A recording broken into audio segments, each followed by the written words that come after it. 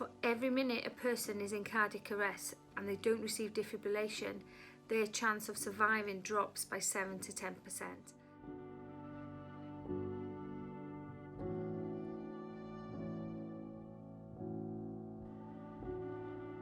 So cardiac arrest happens when the heart malfunctions, stops beating unexpectedly and stops pumping the blood around the body.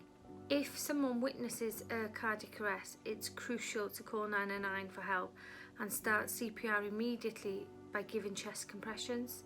I can't stress enough how it's important to have the confidence to even attempt CPR and use a defibrillator if one's available. And remember, anyone can use a defib. You don't have to be trained, and the defib gives you clear and simple instructions, and shock will not be administered if it's not needed. For every minute a person is in cardiac arrest and they don't receive defibrillation, their chance of surviving drops by 7 to 10%. That's why early defib and early CPR is imperative for survival. An out of hospital cardiac arrest can happen to anyone, and did you know that 80% of them happen in the home? So learning CPR and having the confidence to use a defib is vital in saving a life.